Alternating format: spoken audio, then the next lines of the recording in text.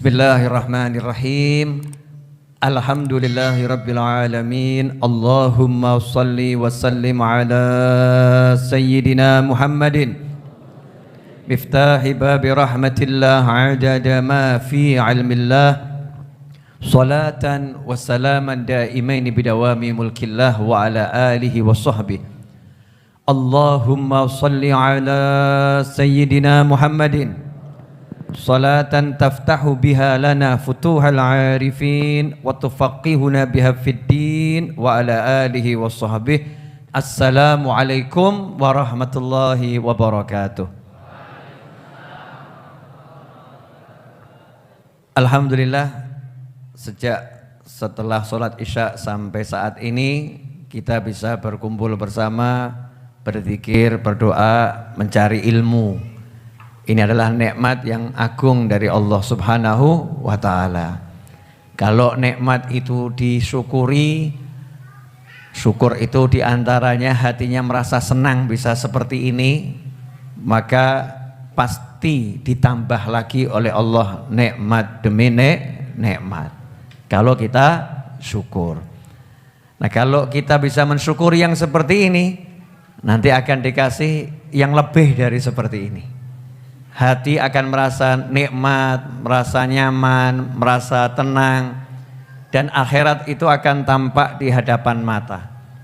Sehingga hidup di dunia tapi jalannya sudah di akhirat. Ya, hidup di dunia tapi jalannya sudah di akhirat.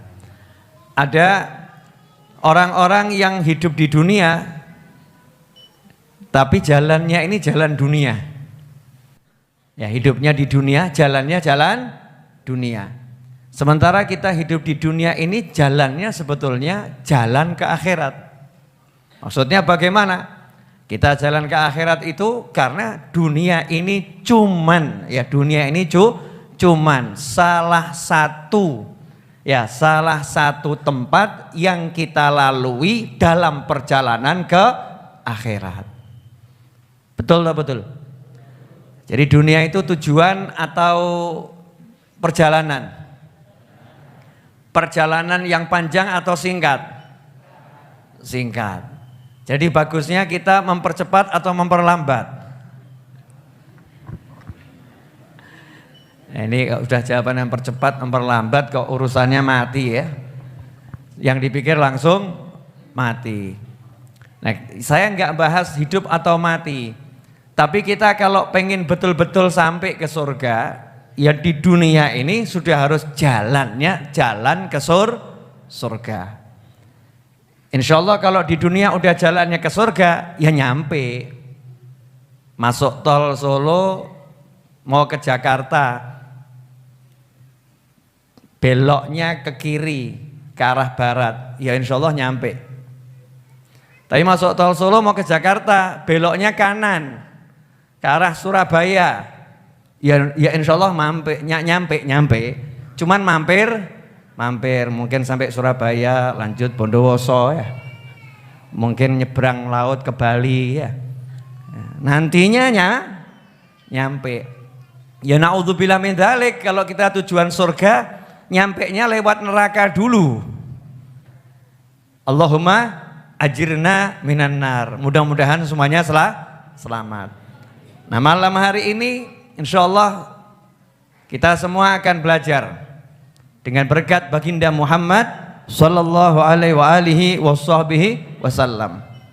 Dengan berkat sholawat munjiah tadi, Allahumma salli ala sayyidina Muhammadin wa ala ali sayyidina Muhammadin salatan tunjina biha min jamil ahwali wal afat wa taqdi lana biha jami'al hajat wa tutahhiruna biha min jami'is sayyiat wa tarfa'una biha 'indaka a'lad darajat wa tuballighuna biha aqsal ghayat min jami'il khairati fil hayati wa ba'dal mamat.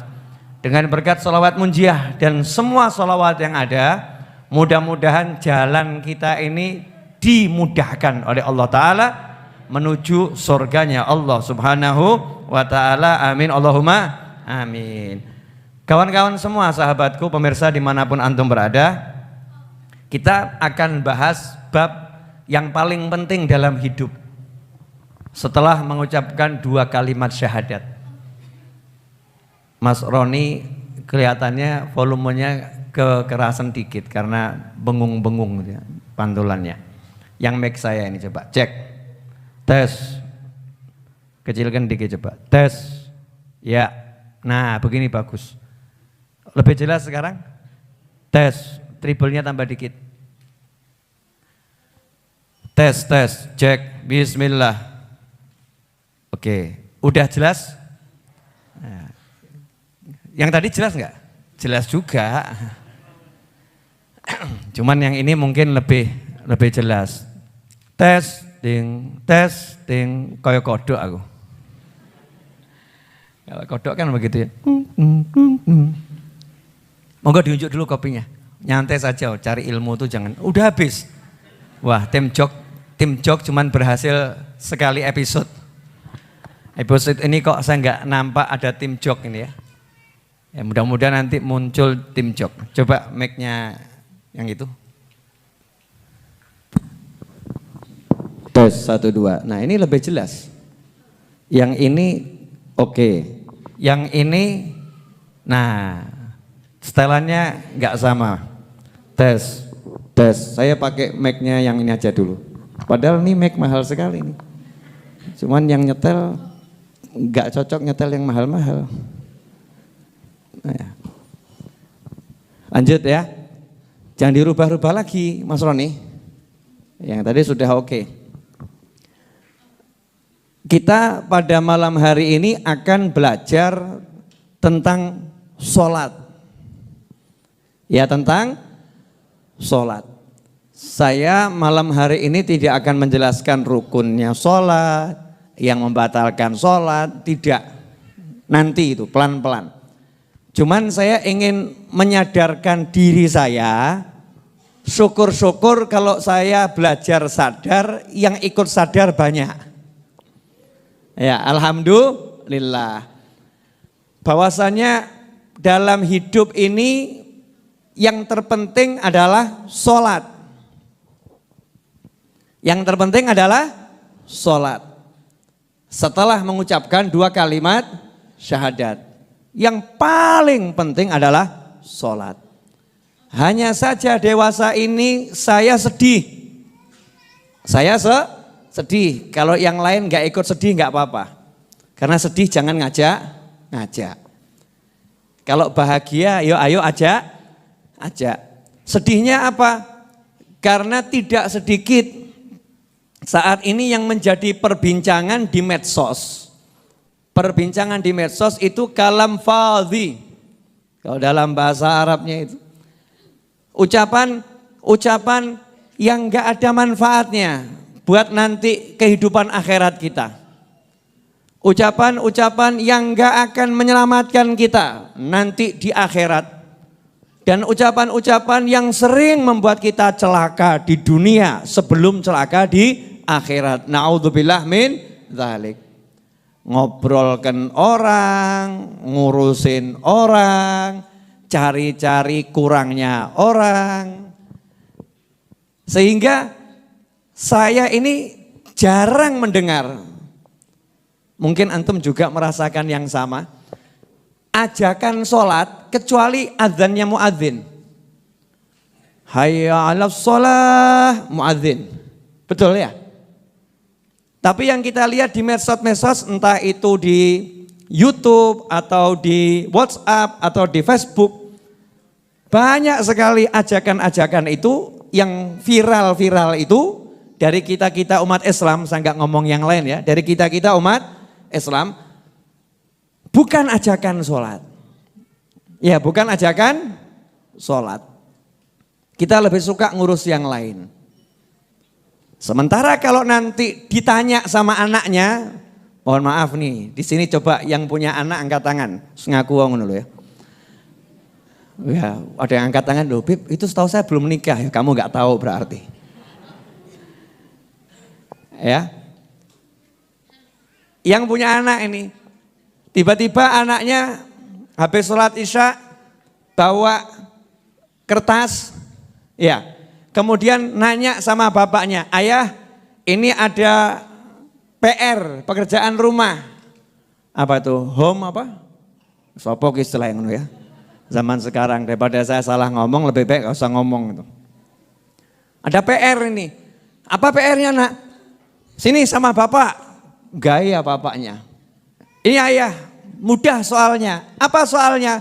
Sebutkan rukun-rukun sholat. Mandek bapaknya.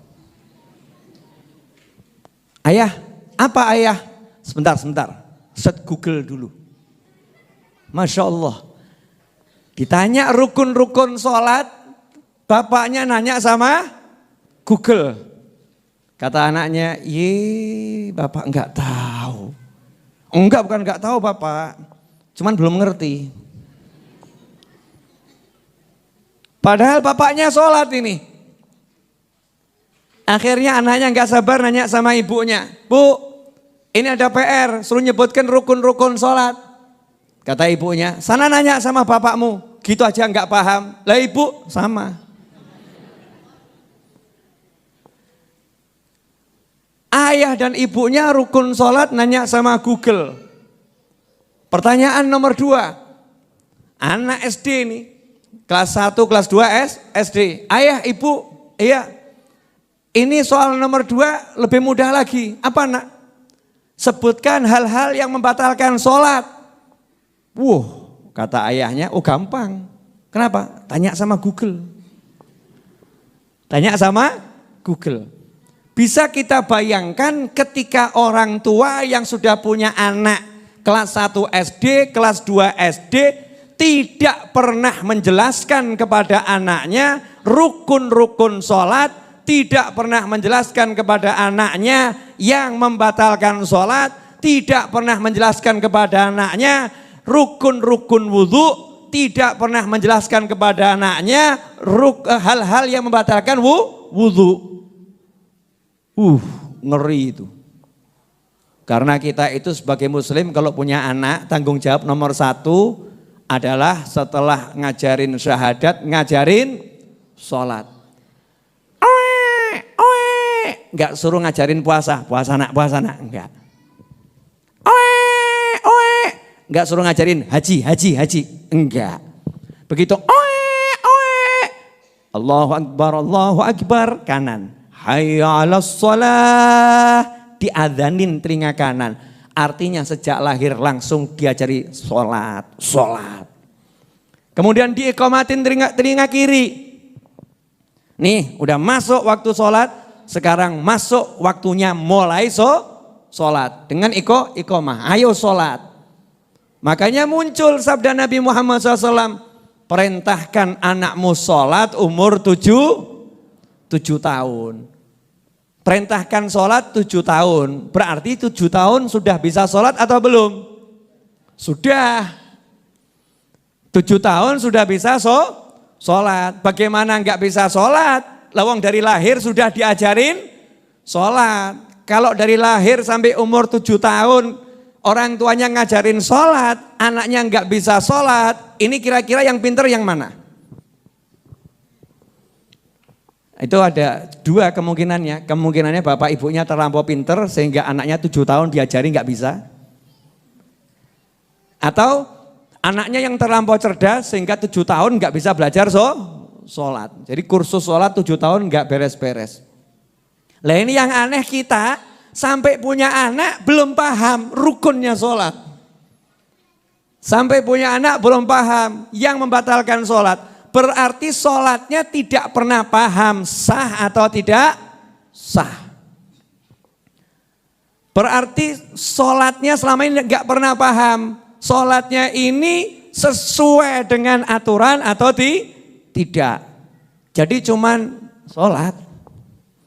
Cuman enggak tahu ini salah atau tidak. Batal atau tidak. Dampaknya sangat berbahaya. Berbahaya bagaimana? Bahayanya adalah nanti kita nggak bicara di dunia dulu. Dah, dunia kan cuma sebentar ya. Yang lama di mana kita? Lama dan abadi. Di mana? Akhirat. Dunia kan cuma sebentar, numpang lewat. Dunia itu numpang lewat. Yang lama itu nanti abadi selama-lamanya di akhirat. parkir yang pertama kali di kuburan, alam barzakh. Di alam barzakh itu sudah dijelaskan oleh Nabi Muhammad SAW, nanti malaikat disuruh ngecek amal kita. Atas perintah Allah, cek amalnya setiap umat Islam ini. Siapa yang sholatnya bagus, amal yang lain Allah nggak akan lihat, lulus. Enak atau nggak enak ini? Enak ya. Allah maha pengasih, maha penyayang, maha pemurah. Jadi amal kita yang lain tuh nggak dilihat sama Allah. Asal sholatnya bagus, yang lain dianggap beres. Tapi begitu dicek sholatnya tidak bagus, yang lain diinterogasi detil. Wah ini kira-kira kalau sholatnya nggak bagus, yang lain bagaimana? Remuk atau nggak remuk? Remuk. Puasanya dicek betul, zikirnya dicek betul, hajinya dicek betul, remuk kita, hancur ini. Tapi kalau sholatnya bagus, itu hajinya, umrohnya, puasanya, zikirnya, amalnya apapun sama Allah makbul diterima. Kenapa? Kalau sholatnya bagus, yang lain pasti bagus. Itu sistem langit, sistemnya Allah subhanahu wa ta'ala. Itu di akhirat. Jadi kalau sholatnya benar, bagus, sesuai, akhiratnya aman.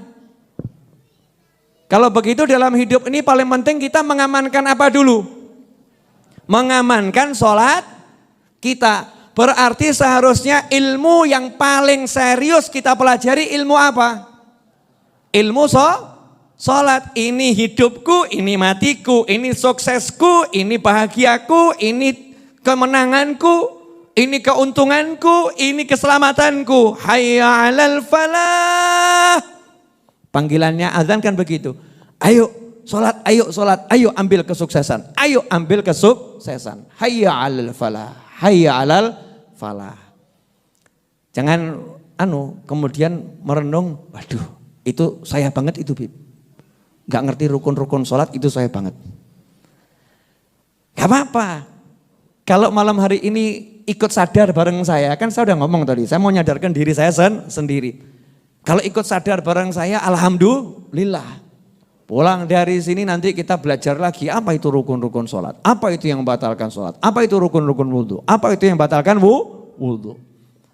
Nah untuk kehidupan dunia, nah ini mungkin yang lebih menarik buat banyak umat manusia akhir zaman.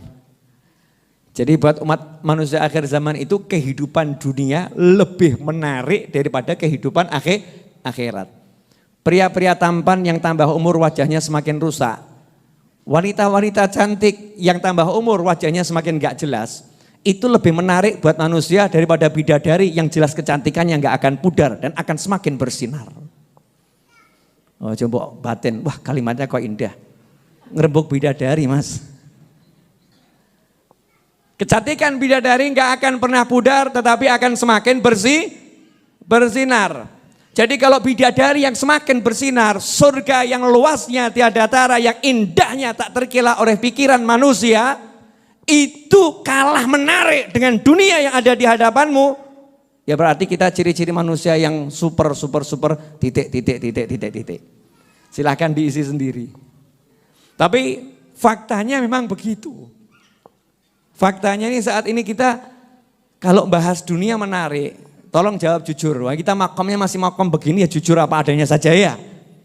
Mana yang lebih menarik? Duduk bahas bidadari atau dapat rezeki 5 miliar? Sorry Beb, bidadari masih jauh, 5 miliar depan mata Beb. Mana yang lebih menarik? Belajar kiat-kiat mendapatkan surga atau kiat-kiat mendapatkan istana di dunia? Oh, mesti ya istana di dunia atau Beb, apalagi lengkap dengan segala isinya dan pendampingnya. Masya Allah Beb, serius. Mana yang lebih rame dikunjungi ketika ada seminar kiat sukses meraih 1 miliar dalam semalam atau meraih surga dalam 1 menit? Meraih 1 miliar dalam semalam. Ternyata yang dapat yang buat seminar. Karena biayanya mahal. Ikhwani rahimakumullah. Tapi enggak apa-apa. Orang Islam itu Rabbana atina fid dunya hasanatan wa fil akhirati hasanatan wa qina adzabannar. Minta dunia yang enak, minta akhirat yang enak, minta dilindungi dari siksa api neraka. Memang Islam is asyik. Boleh, kamu mau senang di dunia boleh, walaupun mampirnya senang boleh, asik ya. Mampir Beb, tapi mau yang makan yang enak-enak, oh boleh. Di dunia betul Beb mampir, tapi ya mampir yang mau senang-senang, oh boleh. Ya dalam taat ada kesenangan. Dan kesenangan yang paling senang dalam taat. Lah masalahnya di sini, siapa yang sholatnya enggak beres, enggak akan pernah mendapatkan kesenangan dalam kehidupan dunia ini. Kesenangan dalam arti yang sebenarnya. Senang yang tampak dilihat orang lain itu hanya fata morgana. Kalau dideketi sebetulnya enggak senang orangnya. Senangnya itu senang yang cuman di angka. Tapi begitu dilihat dalam jiwa hampa belaka. Ini Habib Novel malam ini masih suka berpuisi saudara-saudara. Walaupun kopi belum diseruput, puisi sudah mengudara. Monggo diunjuk. Sampai hari ini, sampai detik ini tim jok gagal mengejok. Padahal udah kita doakan Jumat yang lalu semoga istiqomah saudara-saudara. Boleh dilanjut? Ya, nyantai ya. Kalau sholatnya beres, semuanya akan beres. Nah, malam ini saya mau kasih kunci hidup gak ruwet, rezeki ngejar tanpa henti. Itu kalau dibuat judul YouTube pasti banyak viewernya. Kadang-kadang saya tuh kalau lihat YouTube saya di channel-channelnya sahabat-sahabat itu kadang agak miris. Sebab Habib Novel itu dikonotasikan dengan urusan duit semua. Utang lunas, rezeki itu ya. Padahal itu kalau di channel YouTube Habib Novel urusan duit itu sedikit, yang lain urusan ilmu. Betul kan ya?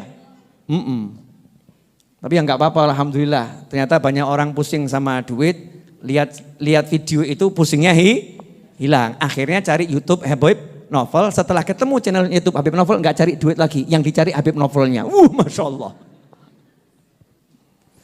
Lebih tinggi keinginannya. Begitu ketemu Habib Novelnya, lupa sama Habib Novel, yang dicari nabinya Muhammad SAW. Begitu ketemu nabinya, dikenalkan sama Allah Ta'ala. Masya Allah, hidupnya gak mikir duit lagi. Enak, nyaman, tenang gitu. Nah ini saya mau kasih rahasianya. Dalam Al-Quran surat Toha. Ya, insya Allah, tadi kenapa saya lama keluar? Karena saya lagi mempelajari lagi.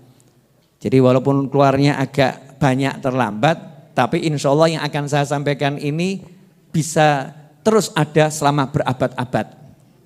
Amin Allahumma amin. Surat Toha ayat 132 Allah mewahyukan, wa'mur ahlaka bis salati wastabir 'alaiha la nas'aluka rizqa nahnu narzukuk wal 'aqibatu littaqwa.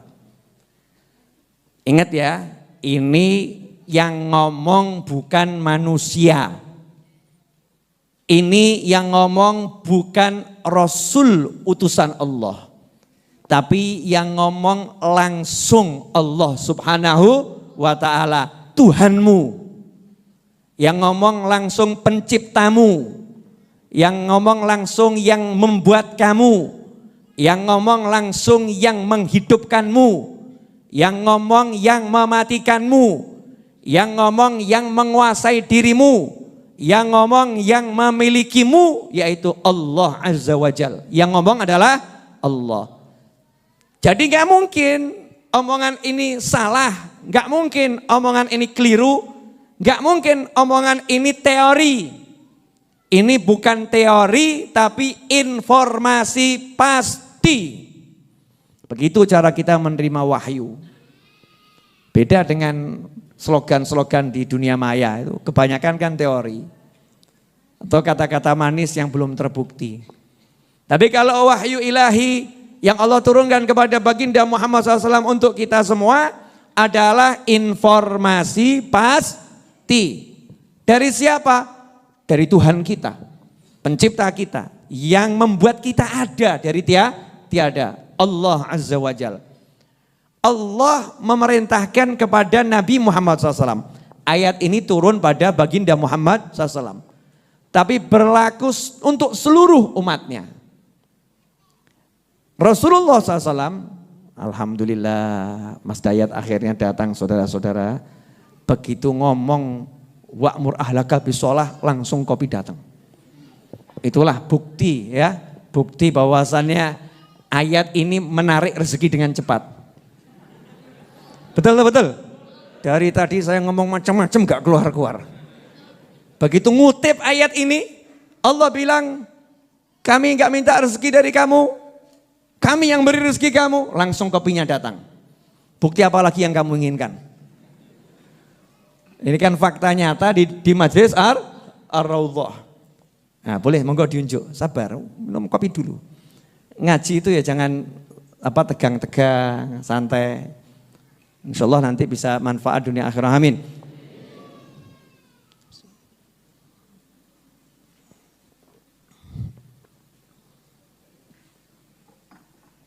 Alhamdulillah. Allahnya bilang, Allahnya berkata kepada Nabi Muhammad SAW. Wa'mur ahlaka bis-shalah. Kata Allah kepada Nabi Muhammad SAW, perintahkan keluargamu sholat. Perintahkan keluargamu sholat. Ini perintah Allah kepada Nabi Muhammad SAW untuk memerintahkan keluarganya. Siapa keluarga Nabi Muhammad SAW? Istri-istri Nabi Muhammad SAW. Anak turunan Nabi Muhammad SAW. Ini masuk dalam keluarga Nabi Muhammad SAW. Kemudian siapa lagi? Jami umatih. Seluruh umatnya yang mengikuti Nabi Muhammad SAW. Itu masuk dalam keluarga besar Nabi Muhammad SAW. Dalilnya Beb, kalau umatnya Rasulullah yang mengikuti Rasulullah, yang cinta pada Rasulullah, yang cinta pada keluarga Rasulullah SAW, itu masuk keluarga Nabi Muhammad SAW. Keluarga dalam arti keluarga ukhrawi, keluarga dini bukan nasab. Yaitu ketika Rasul bersabda SAW tentang seorang sahabat yang bernama Salman Al-Farisi radhiyallahu anhu. Rasul menyatakan Salman minna ahlal bait. Kama qala sallallahu. Salman itu orang Persia itu minna, dia masuk dalam keluarga kami ahlul bait. Salman itu bukan keluarga Nabi. Gak ada hubungan asab dengan Nabi Muhammad SAW. Bahkan orang Persia. Tapi karena cinta pada Rasulullah SAW, cinta pada keluarga Rasulullah SAW dengan cinta yang luar biasa, sampai akhirnya cintanya dibalas oleh Nabi Muhammad SAW. Rasul mengatakan Salman minna, ini orang kita, ini orang kita, ini orang kita ini. Bukan orang lain, ini orang kita. Ahlul bait ini, bukan orang lain, orang kita. Nah ini yang harus kita kejar. Bagaimana kita masuk dalam kelompok orang-orang yang disebut oleh Allah Ta'ala sebagai keluarga Nabi Muhammad SAW. Allahumma amin. Wa'mur ahlaka bis-shalah. Perintahkan keluargamu sholat. Maka Nabi Muhammad SAW selalu berpesan kepada keluarganya, sholat. Kalau ada anggota keluarganya yang mengalami kehidupan ini sempit, ya ada gangguan secara lahiriah dalam kehidupan dunia, maka Rasul mengatakan as-sholat, suruh sholat. Itu perintahnya Allah kepada Nabi Muhammad SAW dan kepada antum semua, kepada saya. Perintahkan keluargamu sholat. Pertanyaan saya untuk diri saya dan antum semua, kalau disuruh merintahkan sholat, berarti yang diperintah sudah diajarin belum? Sudah. Kalau kita merintahkan OB di kantor, hidupkan mesin mobil saya, pasti kita udah ajarin cara menghidupkan mesin mobil, udah di training dulu. Buatkan kopi ya takarannya sekian. Pasti itu sudah diajarin cara buat kopinya. Baru diperintah. Begitu pula sholat. Kalau Allah mengatakan perintahkan keluargamu sholat, berarti sebelum kita perintahkan harus sudah kita ajarin. Ini penting sekali karena kaitannya dengan urusan rezeki lancar, gak ruwet, datang berlimpah ruah dari segala arah. Kalau yang saya sampaikan malam hari ini saya amalkan dan antum amalkan, gak mungkin antum pusing, gak mungkin saya pusing. Urusan dunia model apapun. Kondisinya apapun, tidak ada kata mumet. Enak atau enggak enak itu? Enak. Caranya bagaimana? Ya mulai kita panggil anak, ayo wudhu yang benar. Tahu enggak ini rukun-rukunnya wudhu? Ya rukunnya wudhu itu ya kamu tahu enggak ini? Awalnya niat, kapan tuh niat tuh? Waktu basuh wajah tuh, niat. Basuh wajah yang mana basuh wajah? Praktekan, ayah ngajarin anaknya, suami ngajarin istrinya. Mulai dari wudhu, dari sholat diperhatikan rukuknya bagaimana, i'tidalnya bagaimana. Diterangkan, ini kalau begini batal, begini enggak batal. Terus diperintahkan sholat. Ayo sholat. Istrinya, malam suaminya bangun tahajud, istrinya dibangunin. Dek, sholat yuk, ayo sholat. Walaupun nanti akan ada, Masya Allah, amukan dari istri. Amukan dari istri, saudara-saudara. Ini pengakuan para suami. Dan sebaliknya ketika istri bangun, perintahkan suami saya sholat. Mas sholat. Ayo mas bangun sholat. Suaminya mengeluarkan hujatan demi hujatan. Ancaman demi ancaman kepada istri yang ngajak sholat. Kan luar biasa ya. Istri ngajak ke surga diancam dengan berbagai ancaman yang mengerikan saudara-saudara. Itu terjadi zaman dahulu dan zaman sekarang. Karena setannya sama. Betul tak betul? Betul tak betul? Nah, makanya ada lanjutannya. Wastabir 'alaiha. Dan bersabarlah dalam mengerjakan sholat tadi. Bersabarlah dalam mengajak sholat. Bersabarlah dalam khusyuk untuk sholat. Bersabar dalam menerapkan adab-adab sholat. Kenapa? Karena setan sholat itu setan yang paling tinggi pangkatnya. Di samping setan perusak rumah tangga. Itu setan sholat. Berbaris-baris menghalangi. Jangan sampai orang ini sholat. Kalau udah sholat jangan sampai sholatnya diterima. Kalau ada diterima jangan sampai pahalanya penuh. Terus setan itu berjuang. Makanya kita bukan dikatakan wasbir 'alaiha. Tapi wastabir 'alaiha. Ada tambahan toknya. Sama-sama artinya sabar tapi beda.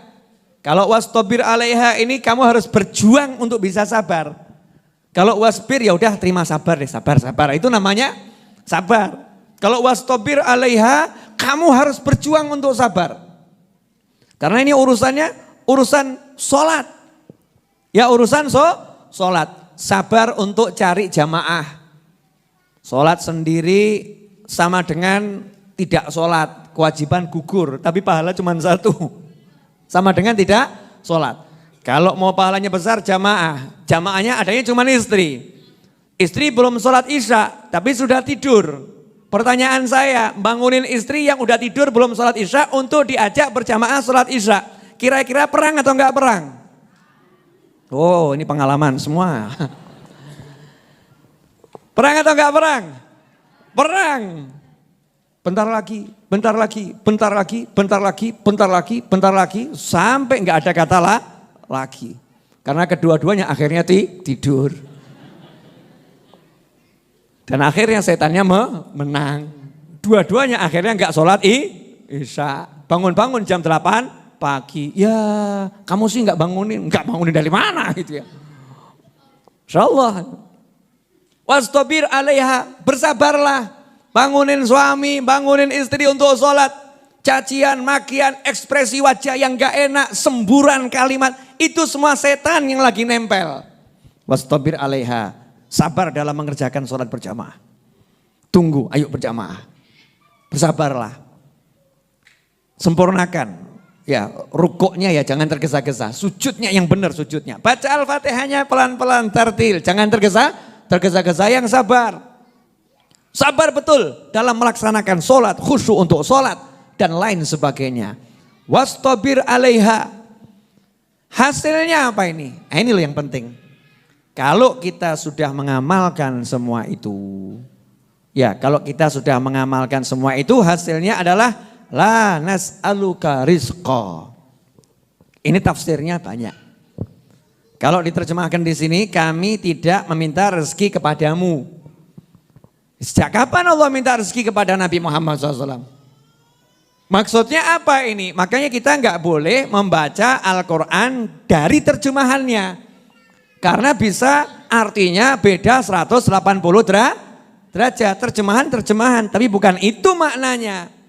Maka nanya kita kepada ahli tafsir. Apa ini maksudnya? Kami tidak minta rezeki kepadamu. Maksudnya adalah Allah tidak mengharuskan Nabi Muhammad SAW menjamin rezeki orang lain. Enggak. Saya enggak suruh kamu menuhin rezeki-rezekinya orang itu, enggak. Yang saya suruh kamu sholat, ajak keluargamu sholat. Saya perintahkan kamu untuk sholat, saya perintahkan kamu perintahkan keluargamu untuk sholat. Bukan kamu mikirin gimana fulan makan, gimana fulan, bukan itu. Enggak. Kenapa? Urusan rezekinya orang-orang sudah jadi jaminanku. Wa ma min dabbatin fil ardi illa 'alallahi rizquha. Rezeki mereka semua sudah aku jamin. Jadi kamu tidak bertanggung jawab terhadap rezekinya siapapun. Ya, ini tafsir yang pertama. Tafsir yang kedua, ayat ini adalah jaminan. La nas'aluka rizqan nahnu narzukuk. Kamu enggak usah pusing karena Allah enggak perintahkan kamu untuk membuat rezekimu. Allah enggak perintahkan kamu untuk menetapkan rezekimu. Allah enggak perintahkan kamu untuk mencari rezekimu, enggak. Yang diperintahkan kamu disuruh sholat dan perintahkan keluargamu sholat, didik keluargamu sholat, ajak keluargamu sholat. Itu yang Allah suruh. Kalau betul-betul ini kita yakini, kita jalankan, janjinya Allah Ta'ala, nahnu narzukuk. Kami yang akan selalu memberi kamu rezeki. Nah, ini harus saya ulang-ulang ini. Nahnu narzukuk.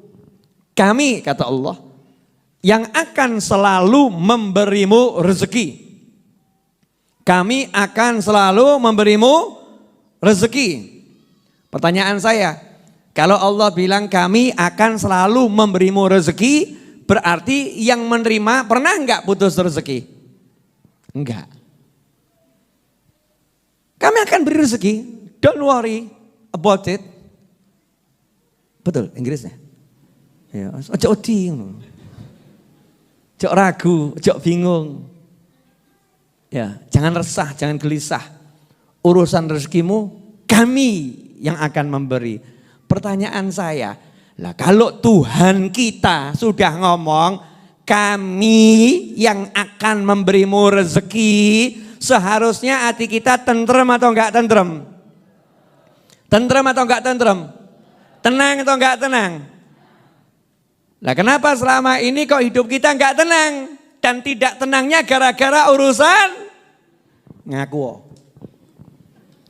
Kenapa selama ini hidup kita tidak tenang dan tidak tenangnya mayoritas urusan duit. Gara-gara duit terjadi banyak keributan antar suami istri, orang tua sama anak, kakak sama adik, tetangga satu dengan tetangga yang lain, kelompok masyarakat satu dengan kelompok masyarakat yang lain. Kenapa? Gara-gara DUIT alias uang.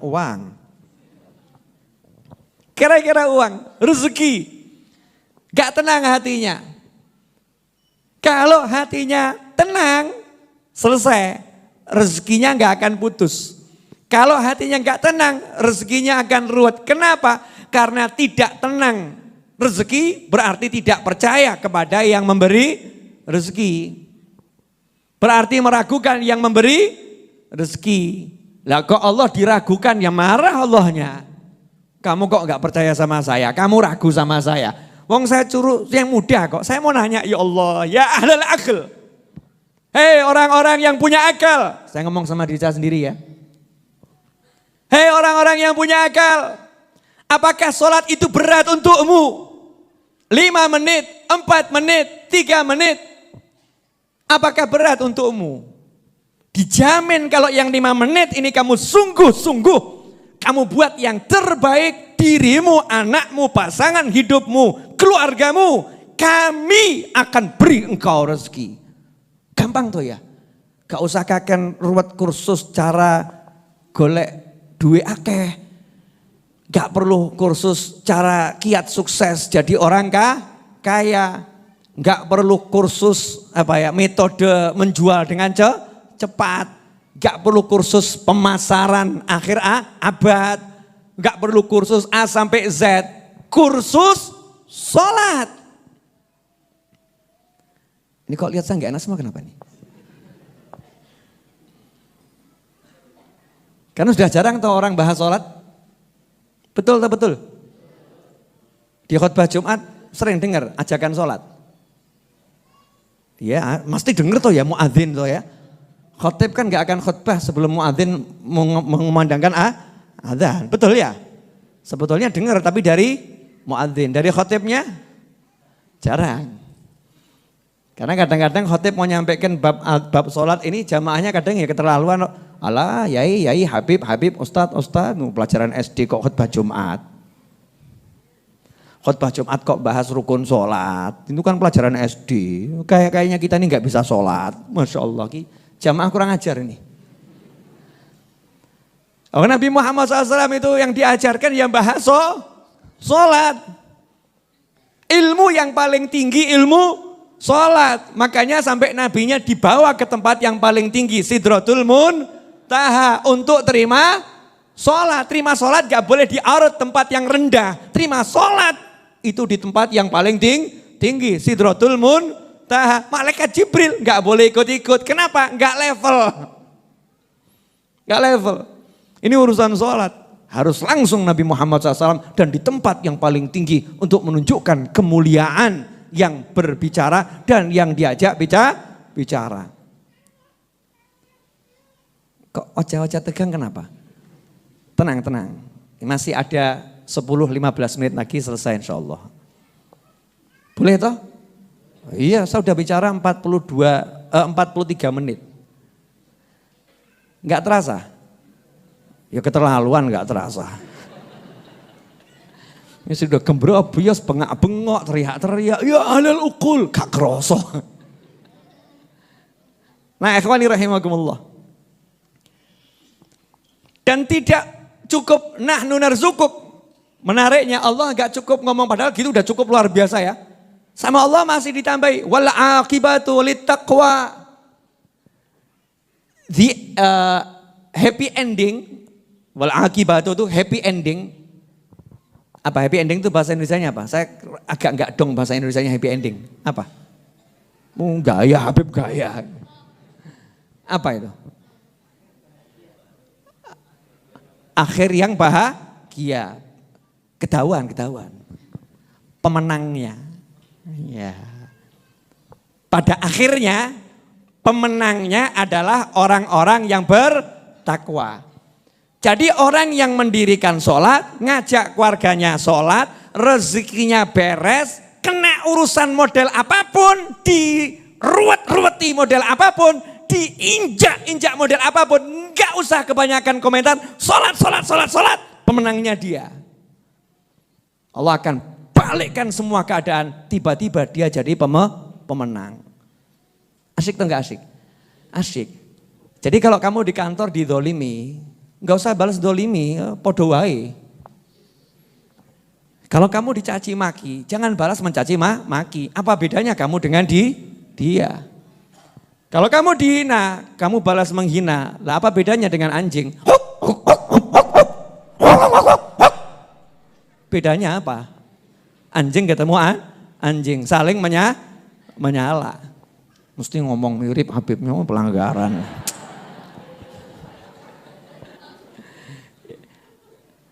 Paham maksud saya enggak ini?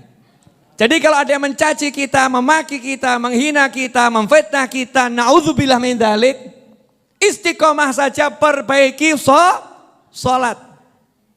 Allahu Akbar. Kamu gila, kamu bla bla bla.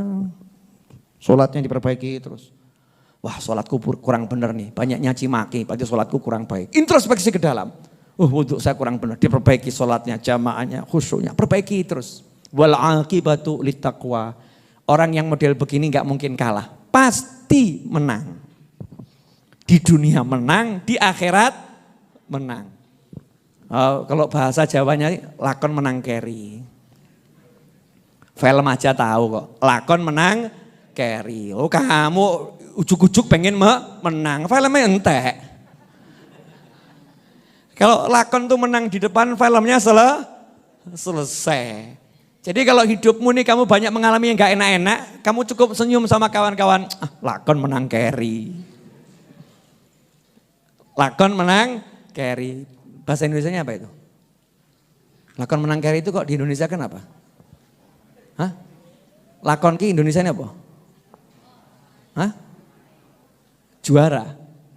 Jagoan. Ya jagoan, boleh jagoan. Tapi kurang pas jagoan. Lakon itu apa ya? Angel ya. Susah. Lakon saya juga belum ketemu nih apa lakon, coba yang saya ini penulis loh. Saya ini penulis nih. Nyari terjemahannya lakon yang pas kok belum ketemu. Lakon itu apa coba? Hah? Bukan pemain, mau lakon bola, pemain bola, ya enggak loh ya. Lakon itu adalah seseorang yang hebat, ya, yang bijak, ya, yang hebat, yang bijak, yang ahli, yang jago, semua jadi satu dalam kata lakon.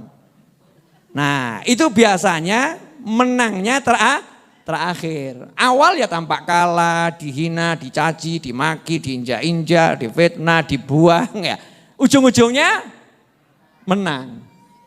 Betul. Nah, itu lakon menang keri. Jadi kalau kamu di kantor dicaci, dimaki, dihina, jangan ngomong ke orang, sombong amat kamu.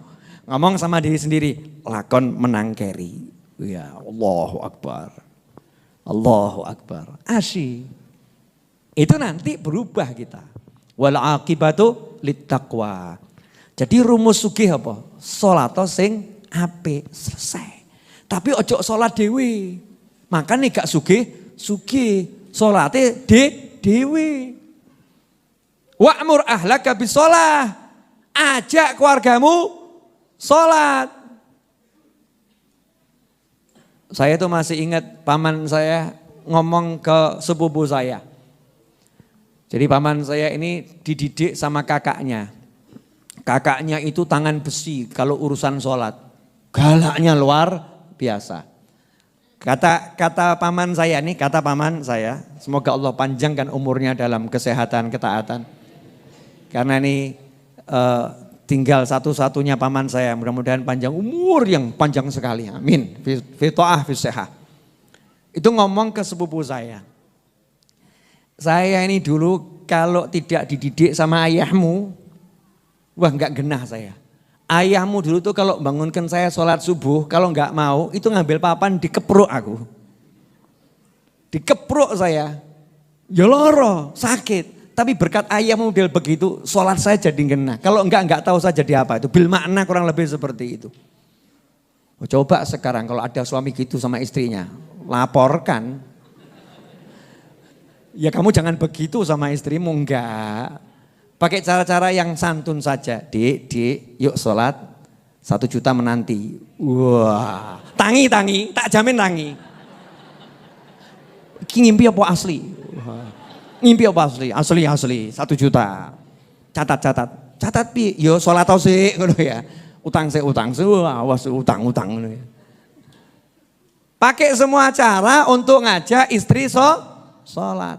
Pakai semua cara untuk ngajak suami sholat. Pakai semua cara untuk ngajak anak sholat.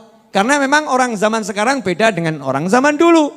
Orang zaman dulu dididik sama kakaknya dengan diseret dari tempat tidur, dilemparkan ke kolam renang misalnya begitu ya. Dilemparkan ke kamar mandi, bak mandi, dicemplungkan situ. Gak marah. Orang sekarang baru, ayo sholat tangi, apa kuwi? Ajak perang. Bahkan sampai ngomong, gak usah ngurusin, masuk neraka urusan saya. Ngeri, Masya Allah. Ono, aku yang ngerti. Ini wastabir alaiha, sabar ngajak orang sholat yang sabar. Ngajak diri kita sholat juga sabar. Karena setane orang setan cilik, setan gede. Besar sekali setan ini urusan sholat. Kalau nggak percaya udahlah, masing-masing pengalaman kok wis yakin. Awakmu yang duwe setan sholat, aku yang duwe setan sholat. Mau setan sholatmu mbak, setan sholatku wis kenal kabeh. Kenal, oh iya laporan bahkan, diskusi setannya. Cek ya cek. Kamu diajak pergi jalan-jalan pagi oleh kawan-kawan seangkatan. Hari Ahad jam 4:30 pagi kumpul di titik A. Saya mau nanya, persiapannya dari jam berapa? Dari malam. Ya, buka lemari, ngegosing dia. Betul tak betul? Wow, parfum. Oh, ameh keringetan golek parfum. Bakal berkeringat-keringat cari parfum. Oh, siapkan. Enggak pernahnya mandi malam kecuali kalau wajib. Jam 2 malam ya, gua ada mau nekat wadus. Ditanya sama ibunya, kok tumben jam sekian mandi? Oh besok mau ketemuan sama teman-teman 4:30 jalan-jalan pagi. Itu begitu alarm itu bunyi, kring, bus, tangi. Betul tak betul? Kenapa? Diewangi setan. Setannya cocok, lanjutkan. Bahkan kalau alarmnya mati, setannya sing gugah. Tangi, melayu esok. Lari pagi, setannya yang bangunkan. Tapi coba kalau judulnya nggak ada janji temu sama kawan-kawan jam 4:30. Janji temu sama muadzin sholat subuh jam 4:30. Allahu Akbar, ora krungu. Alarm kring, bribeni. Betul tak betul? Sudah digugah, diciprati, melek. Ngangkat badannya dari tempat tidur seperti berat tubuhnya 500 ton. Beratnya luar biasa. Betul tak betul? Kenapa? Digandoli setan. Saya enggak mudeng sekarap mulah. Tanya sama Google terjemahan digandoli apa itu. Dipegangin erat sama setan itu. Ada itu, setan itu nyata. Lah karena memang setannya untuk sholat setan besar, makanya kita kalau ngajak anak sholat, pasangan hidup sholat, yo sing sabar. Itu bukan mereka yang nolak, tapi lagi ketempelan setan. Makanya kalau ngomong sama istrimu, tak ajari ya. Aku sadar ode, kowe jek ketempel setan. Wah. Paling lak remuk awakmu. Coba praktekkan ngomong begitu, kalau enggak langsung diajak ke pengadilan. Suami kurang ajar nyetan-nyetankan istri, salah meneh. Gak apa-apa tapi melek itu langsung. Langsung melek gitu kan ya. Setelah itu orang dek maksudnya gak ngono dek gitu ya. Diluruskan lagi, salah ucap tadi itu, keprusut ya. Ikhwani rahimakumullah. Nah, janjinya Allah Ta'ala seperti itu. Sebagai penutup sebetulnya masih ada 3 hadis yang mau saya sampaikan, mudah-mudahan 7 menit cukup. An Abi Hurairah radhiyallahu anhu anin Nabi sallallahu alaihi wasallam qala, dari sahabat Abu Hurairah radhiyallahu anhu dari Nabi Muhammad SAW bahwasanya Rasulullah bersabda, Innallaha ta'ala yaqulu, sesungguhnya Allah Ta'ala telah berkata, Ya bena Adam, hei anak cucu Adam, hei anak cucu Adam. Kalian masuk enggak ini? Alhamdulillah turunan Nabi lah awakmu. Ora nanggung-nanggung Nabi Adam sisan. Kan luar biasa. Ya bena Adam, hei anak cucu Adam. Tafarragh li ibadati. Kata Allah Ta'ala, tafarragh li ibadati. Habiskan dirimu ini hanya untuk ibadah kepadaku. Maksudnya bukan kemudian sholat terus bukan gitu. Tapi hati ini cita-citanya hanya untuk ibadah. Cita-citanya itu, senangnya ibadah. Kosongkan urusan yang lain. Jangan sampai mikiri duit itu ada dalam hati. Cukup di sini, ojo neng hati. Jangan sampai hati kita urusan dunia duit enggak. Hati sholat, zikir, ngaji, bekti sama orang tua, senyum, nyenengkan orang, nolong orang, ibadah saja. Hanya untuk ibadah pada Allah Ta'ala. Apa kata Allah Ta'ala? Amla sodrok ghinan. Maka aku akan penuhi hatimu dengan rasa kaya, cukup. Hati ini kalau udah kaya kan gak mikir dunia tuh. Orang kaya itu judulnya orang yang nggak butuh kok. Nah kalau butuh berarti masih miskin. Ya udah nggak butuh, jalan ke mall tuh ya nyantai aja, nggak seperti kita matanya, nah itu melarat berarti. Jadi kalau ibu-ibu ikut suami ke mall masih matanya, nah itu ciri-ciri ibu-ibu masih miskin. Kalau orang kaya nyantai saja, orang butuh, karena sudah kaya, terus duwe soalnya. Udah kaya. Kata Allah Ta'ala, kalau kamu jadikan hatimu ini hanya untuk aku, betul kamu kosongkan hanya untuk aku, ibadah kepadaku, aku penuhi hatimu dengan rasa kaya. Wa asuddu faqr. Dan apa yang menjadi kebutuhanmu akan aku penuhi. Gak sempat kamu butuh. Enak ya, gak sempat butuh loh. Gak akan dibuat butuhin orang, tapi dibutuhin sama orang. Wa illa taf'al, tapi kalau kamu tidak lakukan itu, malatu yadaik syughlan, akan aku jadikan kedua tanganmu ini penuh dengan kesibukan. Maksudnya apa? Uripe ruwet terus. Gak bisa menikmati hidup, ruwet terus. Walam asuddu faqrak, dan kamu tidak akan pernah mendapatkan keinginanmu. Gak dipenuhi sama Allah. Jadi kurang terus. Ya, punya 1 minta 2, punya 2 minta 10, punya 10 minta 100, punya 100 minta 1000, dapat 1000 merasa sama dengan 1, karena masih belum cukup. Kalau belum cukup kan dapat berapapun sama dengan 1 kan? Itu ngeri, itu penyakit yang mengerikan. Naudzubillah min dzalik. Rawahu Tirmidzi. Hadis riwayat Tirmidzi. Kemudian dalam hadis yang lain dari Zaid bin Thabit radhiyallahu anhu qala, sami'tu Rasulullah sallallahu alaihi wasallam yaqul, man kanatid dunya hammuh farraqallahu alaihi amrah wa ja'ala faqrahu baina ainihi wa lam ya'tihi minad dunya illa ma kutibalah. Barang siapa yang dunia itu menjadi pusat pikirannya, jadi hatinya hanya mikirin dunia saja. Besok ini gimana ya caranya dapat duit, kalau tidak dapat duit ini gimana hidup saya. Pokoknya dunia, gak mikirin sholat, gak mikirin orang tuanya, gak mikirin bagaimana dia didik keluarganya untuk taat pada Allah. Tapi yang dipikirannya dunia, itu saja yang dipikirannya. Tiap detik itu buka handphone, ya bukan untuk ngapa-ngapain. Ternyata kamera kemudian lihat, wah bibirku gimana ya. Dunia, update status, the new bibir. Dunia yang diurusi. Cuman dunia saja. Allah bilang, maka farraqallahu alaihi amrah. Kata Nabi Muhammad SAW, urusannya dibuat cerai-berai, gak ada yang beres. Urusannya gak akan ada yang beres, cerai-berai. Wa ja'ala faqrahu baina ainih, dan matanya akan selalu melihat kekurangan terus, kurang. Tase kurang ape, omae kurang ape, terus begitu. Bojone kurang ganteng, akan terus begitu. Jadi matanya ini mata melarat. Walaupun dia sugih, matanya orang yang seperti ya tadi itu, miskin tingkat tinggi. Ini kan ngeri ya. Apa pernah bisa bahagia? Gak akan pernah bisa bahagia. Karena selalu dilihatkan, ya dia akan selalu melihat kurang. Wah, rekoso urip kaya ngono kuwi. Itu hidup yang sangat tidak enak. Walam ya'tihi minad dunya illa ma kutibalah. Dan tidak akan dunia datang kepadanya kecuali yang sudah ditakdirkan untuknya. Walaupun kerjanya 24 jam tanpa henti, ya rezekinya segitu sesuai takdirnya. Tidak akan nambah.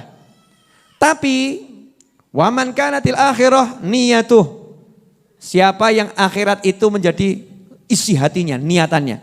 Pengennya surga, pengennya pengajian, pengennya nyenengkan orang tua, pengennya nyenengkan masyarakat, pengennya nolong orang, semua untuk akhirat. Urusan akhirat, apa kata Allah Ta'ala lewat lisan Nabi Muhammad SAW, jama'allahu lahu amroh, urusannya dibereskan oleh Allah Ta'ala. Nah, kalau urusannya yang bereskan Allah, beres atau enggak beres? Beres. Ada enggak yang bisa porak-porandakan? Gak bisa. Lalu yang bereskan Allah kok. Siapa yang bisa ngelawan Allah? Tidak ada. Kemudian kata Rasulullah SAW, wa ja'ala ghinahu fi qalbih, hatinya dibuat cukup. Asli loh, saya mau nanya gini. Kalau jenengan sarapan telur 1 butir, Tapi hati jenengan dibuat 1 butir ini cukup. Sebetulnya kan enggak rekoso ya. Tapi yang buat kita jadi sudah sarapan masih pengen makan siang, udah makan siang pengen makan malam, udah makan malam pengen nyemil, udah nyemil pengen nambah cemilan. Kenapa? Karena hatinya ini dibuat kurang. Betul gitu kan? Tersiksa atau enggak tersiksa itu? Tersiksa. Tapi kalau udah sebetulnya 1 telur cukup, tapi ditambah ya alhamdulillah gitu kan ya. Tapi cukup ini, enggak ada tuntutan. Nanti sarapan apa ya? Iki cukup, udah enak, hatinya enak. Ja'ala Allah menjadikan di hatinya kecukupan yang luar biasa. Wa'atat hudunya wa ya raghimah. Dunia akan mendatangi dia dalam keadaan menghinakan diri. Wong sugih nak marani dhek, ngeki dhuwit ki karo maksa tulung trimonen. Masya Allah. Orang kaya yang mau nolong dia itu nolongnya orang kayanya sama ngemis. Orang kaya yang ngasihkan duit sama dia dengan rasa orang kayanya takut kalau ditolak. Jadi dunianya datang menghinakan diri.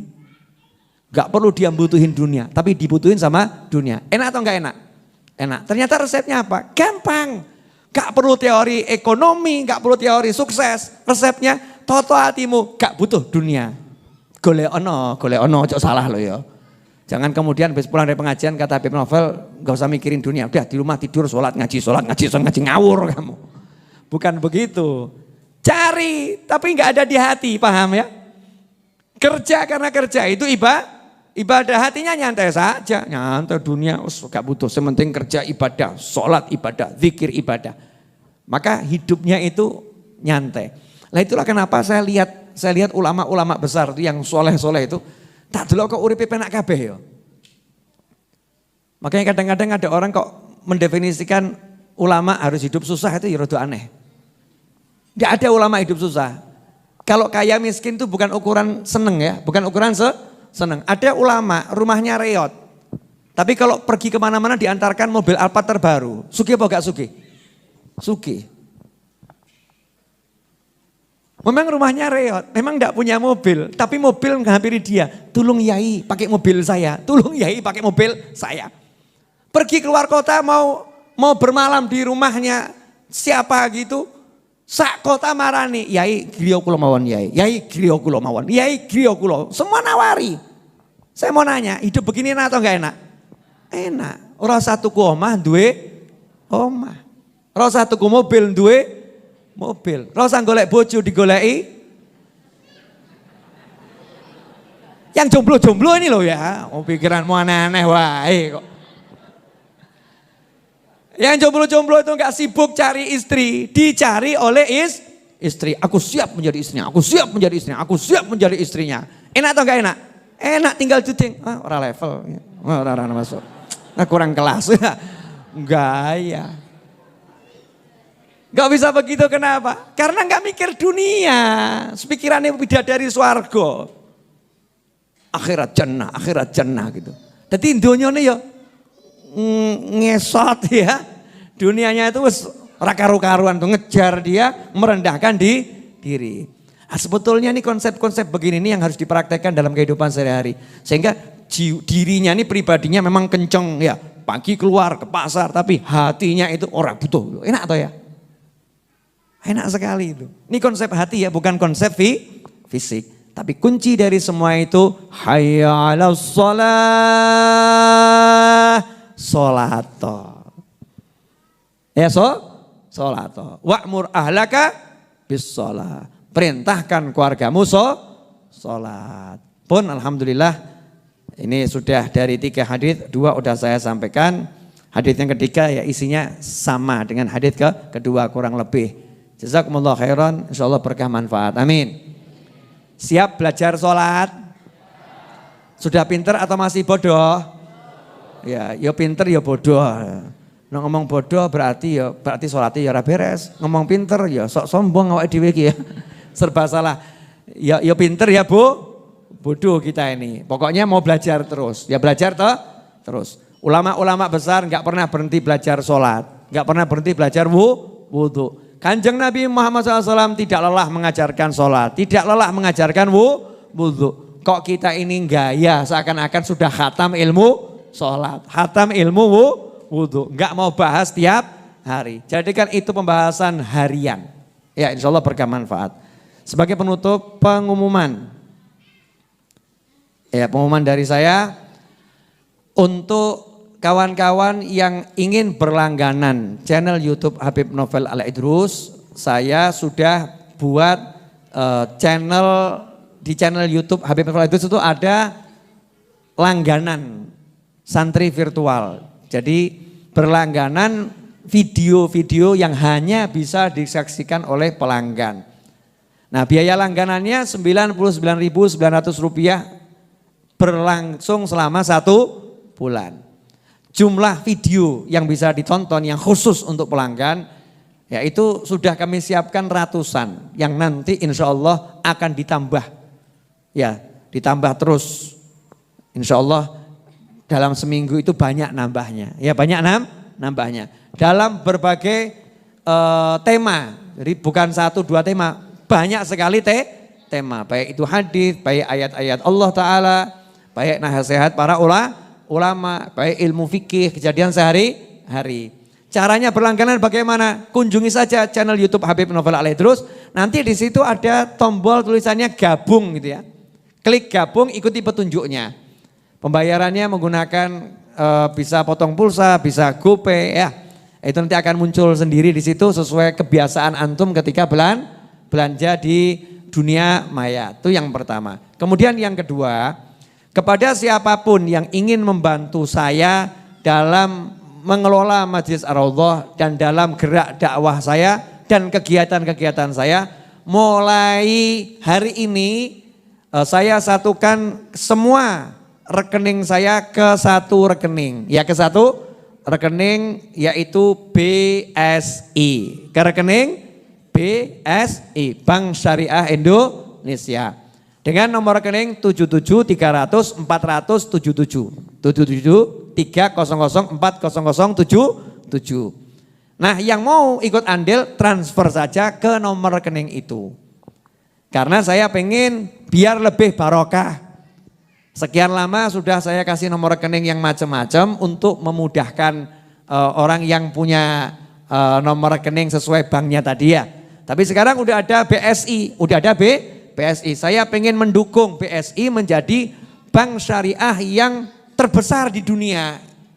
Kalau nanti Indonesia punya bank syariah yang terbesar di dunia, maka ekonomi syariah yang kita harapkan itu bisa tumbuh dengan baik. Kalau Anda belum punya rekening BSI, ya buatlah rekening BSI. Masa rekening yang lain punya, ya rekening syariah enggak punya. Kalau bukan kita umat Islam yang mendukung, lantas siapalah lagi. Dan sekilas info, saya tidak serupiah pun dibayar oleh BSI untuk ngomong ini, enggak ada. Ya, ini kesadaran saya pribadi sebagai warga negara Indonesia mendukung program dari Presiden RI.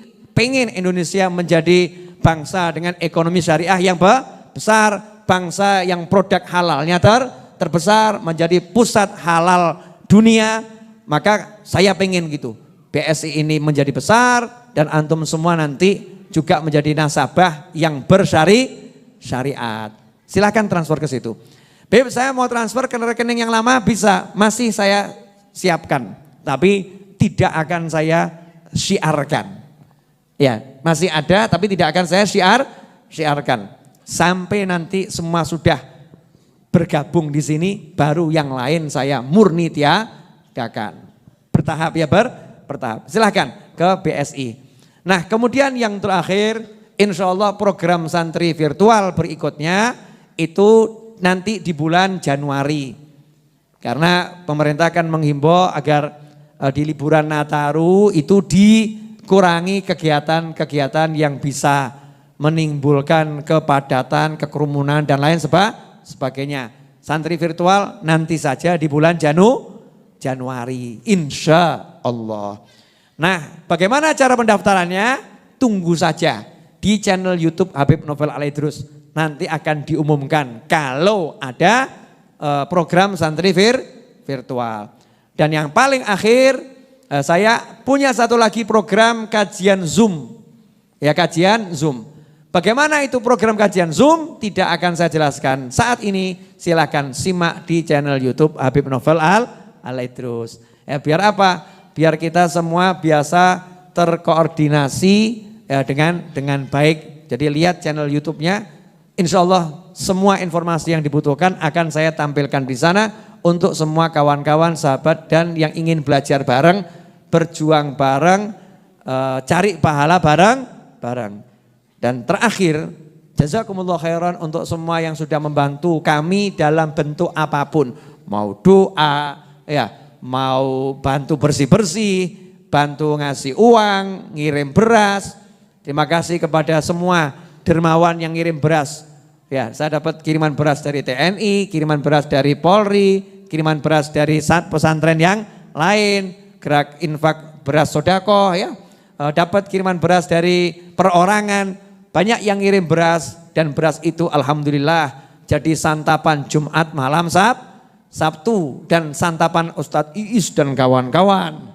Ya, setiap hari ya, dan santapan untuk relawan-relawan ya, untuk relawan yang bantu majelis Ar-Raudhah. Insyaallah apapun itu jerih payahmu dengan doa membantu saya, dengan apapun bantu saya cuma bisa mengucapkan satu kalimat jazakumullah khairan fid dunya wal akhirah. Semoga Allah membalas kebaikan antum semua di dunia ini dan di akhirat nanti dengan kebaikan dari sisi Allah Subhanahu wa taala. Hakadza wal afu minkum. Semoga berkah manfaat. Mari kita tutup dengan doa yang biasa kita baca.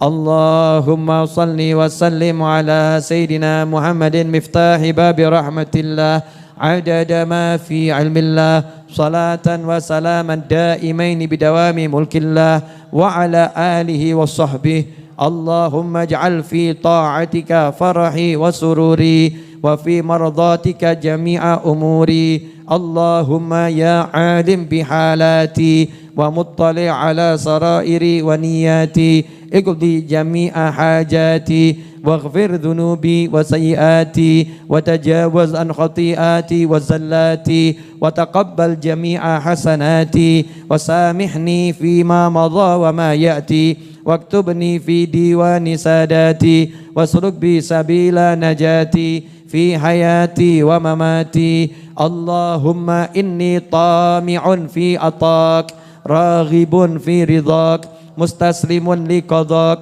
فاكتبني من أولياك واسلك بي سبيل هداك وألحقني بأصفياك وصلى الله على سيدنا محمد وعلى آله وسلم الحمد لله رب العالمين walafu minkum wassalamualaikum warahmatullahi wabarakatuh. Nasi bungkus tolong dibagi.